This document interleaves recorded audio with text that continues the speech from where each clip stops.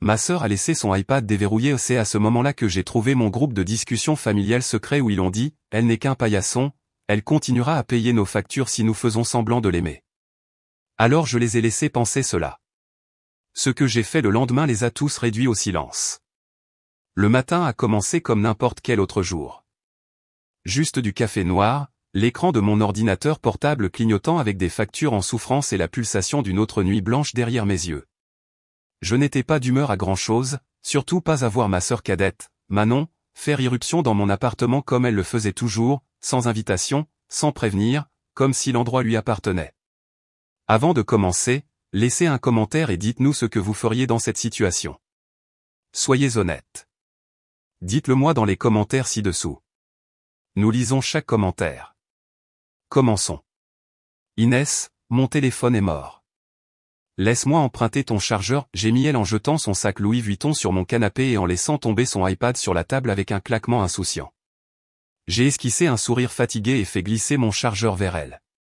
Je travaille. Ouais, ta petite vie de facture. Tu es une vraie sainte, marmonna-t-elle sarcastiquement en branchant son téléphone tout en déverrouillant déjà son iPad. Mais elle ne l'a pas verrouillé en sortant pour prendre un appel. C'est à ce moment-là que tout a commencé à se dénouer. Je n'avais pas l'intention de regarder, je le jure. Mais l'écran était lumineux et mon nom Léa était en gras dans une bannière de notification d'un groupe de discussion nommé Femmes. Mon estomac s'est serré. La curiosité a fait céder le barrage.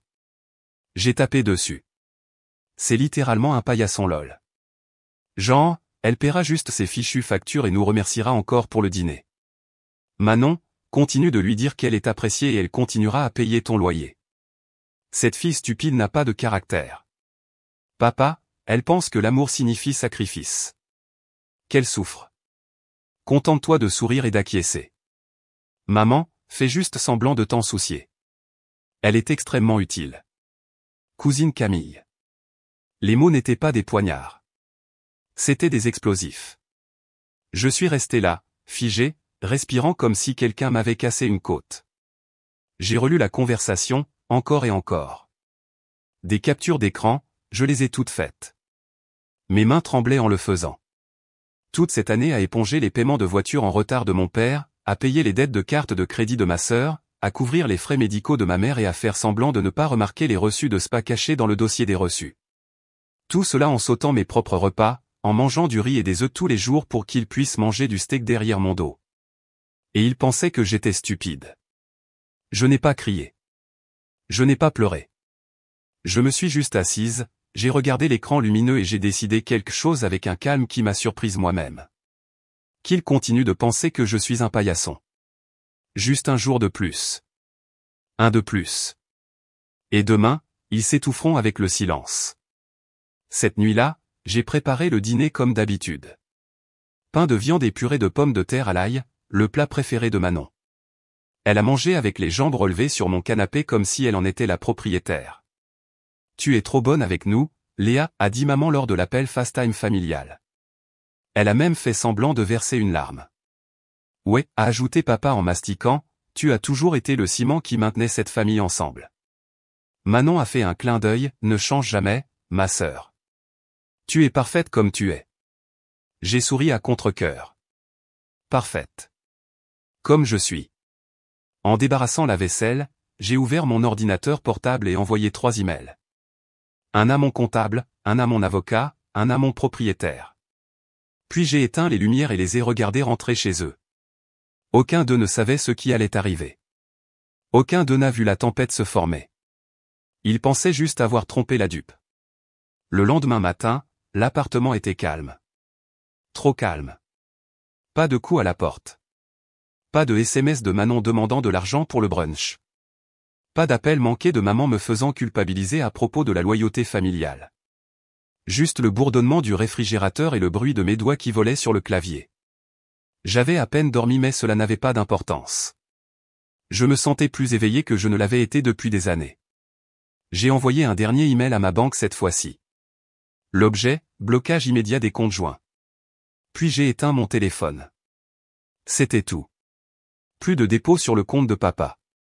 Plus de virement bancaire à Manon. Plus de couverture pour l'assurance maladie mensuelle de maman. Tout ça, fini. Ils pouvaient s'asseoir avec leur groupe de discussion et trouver comment payer pour leur propre vie sans le paillasson qui payait les factures. Vers midi, je suis sorti, non pas pour fuir, mais pour respirer. J'ai marché en centre-ville, passant devant le café du coin où Manon m'avait une fois crié dessus pour avoir utilisé le mauvais lait dans son latte. Passant devant la boutique où maman avait utilisé ma carte par accident pour un manteau de 1104 € qu'elle prétendait toujours être en solde. Partout où je tournais, c'était un rappel de la fréquence à laquelle j'avais donné et de la rareté de ce qu'il me rendait. Mais ce jour-là, il n'était plus question d'eux. Il était question de moi. Je suis entré dans le cabinet d'avocat de Catherine Monnier, l'avocate la plus impitoyable de la ville, et j'ai fait glisser la pile de captures d'écran sur la table. Elle a parcouru les messages puis a haussé un sourcil.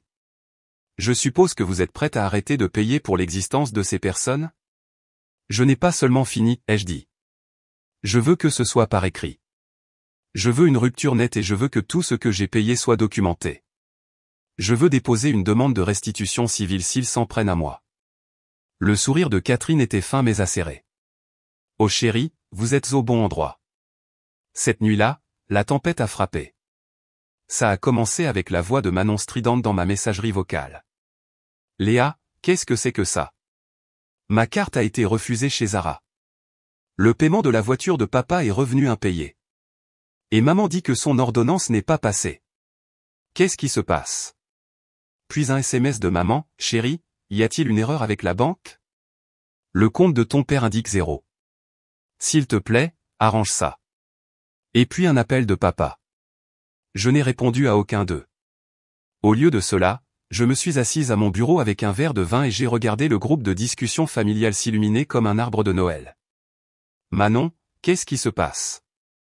Maman, Léa, appelle-moi maintenant. Papa, je te jure que tu ferais mieux d'arranger ça. Camille, es-tu fâchée à propos de ce stupide groupe de discussion? Ce n'était que des blagues, Léa. Manon, tu réagis de manière excessive. Tu as toujours été si émotive. J'ai regardé leurs messages un par un. Tous paniquaient, se dégageaient, perdaient le terrain qu'ils m'avaient fait perdre pendant des années. Puis finalement, j'ai tapé une ligne, je sais tout. Et j'ai quitté la discussion. Mais je n'avais pas fini. Ce n'était qu'un échauffement. J'avais besoin qu'ils ressentent le silence, qu'ils vivent dans l'absence de la femme qu'ils appelaient utile. J'avais besoin qu'ils expérimentent une version de leur vie sans moi. Le lendemain matin, j'ai pris un jour de congé et j'ai conduit jusqu'à ma maison familiale. La maison que j'avais pratiquement payée. La même maison où je dormais sur un canapé lit juste pour que Manon puisse avoir la seule chambre d'amis. J'ai sonné à la porte. Personne n'a répondu, alors j'ai utilisé les clés de secours toujours cachées dans le même faux rocher à côté des marches. Je suis entré dans le salon et me suis assise à la table à manger, exactement là où mes parents organisaient ces soi-disant dîners de famille où ils me souriaient en face et s'envoyaient des SMS dans mon dos. Et puis j'ai ouvert la valise que j'avais apportée. À l'intérieur se trouvait chaque reçu, chaque relevé bancaire, chaque document prouvant que j'avais payé plus de 89 240 € pour cette famille au cours des 5 dernières années. Et avec cela, j'ai disposé les dossiers proprement sur la table. Quand ils rentreraient, ils verraient tout. Pas d'arguments, pas de cris, juste les faits et une seule note scotchée au mur, j'étais votre pilier. Maintenant, tenez-vous seul. En soirée, mon téléphone affichait 46 appels manqués. Le dernier était de ma mère. Sa voix tremblait dans la messagerie vocale. Léa, s'il te plaît. Nous ne pensions pas ces choses. Tu sais comment les gens plaisantent. Tu vas trop loin. Je l'ai supprimé. La seule chose qu'il regrettait, c'était d'avoir été pris sur le fait. Et maintenant que le robinet d'argent avait été coupé, les fissures apparaissaient plus vite que je ne l'avais prévu. Le lendemain matin, j'ai eu un coup à ma porte d'appartement. Pas un SMS, pas un appel, un coup. Manon se tenait là, son maquillage étalé, les cheveux en un chignon désordonné qui coûtait habituellement 300 € dans un salon de coiffure. Je veux juste parler, dit-elle en croisant les bras. Puis-je entrer? Non. Elle cligna des yeux comme si elle n'avait même pas envisagé le rejet. J'ai dit que je voulais juste parler, répéta-t-elle, sa voix plus défensive maintenant. Écoute, je sais que tu as vu la discussion, mais tu l'as mal interprétée. Nous plaisantions juste. Je m'appuyais sur le cadre de la porte. Cette blague m'a coûté toutes mes économies. Oh, allez. Tu agis comme si nous étions des monstres. Nous t'aimons. Non, ai-je dit, calme et glacial, vous aimiez ce que je faisais pour vous. Elle ricana. Bien. Fais ton drame. Tu l'as toujours fait, mais tu reviendras à la raison. Tu le fais toujours. C'est alors que j'ai souri. Pas cette fois. J'ai fermé la porte. Plus tard ce jour-là, je me suis assise de nouveau en face de Catherine Monnier. Elle avait le dossier de plainte civile prêt. Ceci décrit chaque instance documentée où vous avez été financièrement exploité sous de faux prétextes par des membres de votre famille qui ont délibérément déformé leurs intentions, dit-elle. Nous pouvons l'envoyer formellement ou simplement les laisser le voir. Je veux qu'il le voie, répondis-je. Je veux qu'il sache exactement combien ils m'ont pris et que j'ai fini. Elle hocha la tête. Je le livrerai par coursier demain. Mais Léa, si vous voulez vous arrêter là, partez. Vous le pouvez. Je n'ai pas hésité. Non, parce qu'il ne s'agissait pas seulement de vengeance. Il s'agissait de reprendre le contrôle. Pour la première fois de ma vie d'adulte, je ne me pliais pas en quatre pour maintenir la paix. Et le silence faisait du bien. Mais le silence ne dure pas dans les familles comme la mienne. 2 nuits plus tard, ma cousine Camille a essayé de me prendre en embuscade au supermarché. J'étais en ligne, mon caddie rempli d'essentiels. Rien d'extravagant, juste de la vraie nourriture pour une fois. Pas les nouilles transformées dont je m'étais nourri pendant des années. Léa, attends. Camille a couru vers moi, sa voix un peu trop gaie pour quelqu'un qui m'avait appelé idiot utile une semaine auparavant. Elle a fouillé dans son sac de créateur et m'a tendu un sac cadeau. Je voulais dire pardon. Cette discussion, ce n'était pas bien. Je comprends et je me sens horrible. J'ai ouvert le sac. À l'intérieur se trouvait une bougie parfumée à moitié utilisée et une carte cadeau Starbucks de 9,20 €. Sérieusement? Elle cligna des yeux. Quoi? Je pensais que c'était sympa. Penses-tu que 9,20 € couvre 5 ans de manipulation émotionnelle et financière? Son visage se raidit. Tu n'as pas à être amère, Léa. Amère? Ai-je demandé, ma voix s'élevant juste assez pour que l'homme derrière moi jette un coup d'œil. Non, Camille. Amère, c'était moi qui faisais des heures supplémentaires pour que tu puisses partir en virée entre filles. Amère, c'était te regarder porter des tenues à 1 000 € que j'ai payées sans le savoir. J'ai brandi la bougie. C'est pathétique. J'ai laissé le sac sur le comptoir et je suis parti. C'est là que ça a commencé. Les rumeurs. La famille s'est retournée contre moi comme une meute de loups. Soudain, je n'étais plus une sœur altruiste ou une fille loyale. J'étais le monstre au cœur froid qui les avait abandonnés dans les moments difficiles. Mais je n'ai pas reculé. J'ai envoyé le dossier de documents à chacun d'entre eux. Papa, maman, Manon, Camille, tous. Et avec ça, un message final, désormais, je ne paie que pour moi-même. Cette même nuit, j'ai enfin réservé quelque chose dont je rêvais depuis des années. Un voyage en solo d'un week-end dans les Vosges. Un chalet tranquille. Pas de Wi-Fi. Juste moi et le son de personnes n'ayant besoin de rien de moi. Quand je suis arrivé, je me suis assise près de la cheminée, j'ai bu du café qui n'avait pas été réchauffé 6 fois et j'ai regardé la neige tomber. Pas de cris, pas de chaos, juste la paix. Mais ma paix n'allait pas durer longtemps, car pendant mon absence, quelqu'un s'est introduit dans mon appartement. Et quand je suis revenu, rien n'avait été volé, mais tout avait été déplacé. Et sur mon comptoir de cuisine, d'une écriture soignée, se trouvait une note qui me glaça le sang, « Tu penses être libéré de nous? Tu ne le es pas. » Je me tenais dans l'embrasure de la porte de mon appartement, ma valise toujours à la main, le cœur battant la chamade, en regardant la note sur le comptoir. « Tu penses être libéré de nous? Tu ne le es pas. » Pas de signature, pas d'empreinte digitale, pas d'effraction forcée, juste cette phrase griffonnée à l'encre noire bon marché sur un ticket de caisse déchiré du dépanneur du coin. J'ai scanné l'appartement. Tout était presque intact. Les coussins du canapé étaient mal gonflés. Ma tasse préférée était légèrement tournée sur l'étagère. Une photo encadrée de moi à ma remise de diplôme universitaire, la seule où papa s'était réellement montré ou était retourné face cachée. Des violations subtiles, intimes, du genre que l'on ne remarquerait que si l'on vivait ici. Ce n'était pas un vol. C'était un message. J'ai appelé le concierge de l'immeuble, j'ai demandé les images de sécurité. Il a dit que les caméras étaient hors ligne pour maintenance depuis 2 jours. Comme c'est pratique. J'ai déposé une plainte à la police. Ils ont haussé les épaules. Pas de signe d'effraction forcée, pas de vol, juste une simple dispute familiale. Ils ne m'ont pas prise au sérieux, mais je me suis prise au sérieux. Le lendemain matin, j'ai changé toutes les serrures. J'ai installé des caméras, boulonné chaque fenêtre, amélioré le système de sécurité et j'ai appelé Catherine. J'ai besoin d'une ordonnance restrictive pour eux tous. Elle expira au téléphone. Même tes parents? Surtout eux. Il y eut une longue pause avant qu'elle ne dise « je m'en occupe ». Mais je n'allais pas vivre dans la peur. La peur était leur jeu. Le contrôle était leur monnaie. Alors j'ai fait la seule chose que je savais qu'ils n'attendaient pas. J'ai rendu cela public. J'ai écrit un long article pour un blog appelé Femmes fortes s'élèvent, anonymement au début, un récit brut et sans concession intitulé Les carnets du paillasson, comment ma famille m'a utilisé et comment j'ai finalement dit non. Il détaillait tout.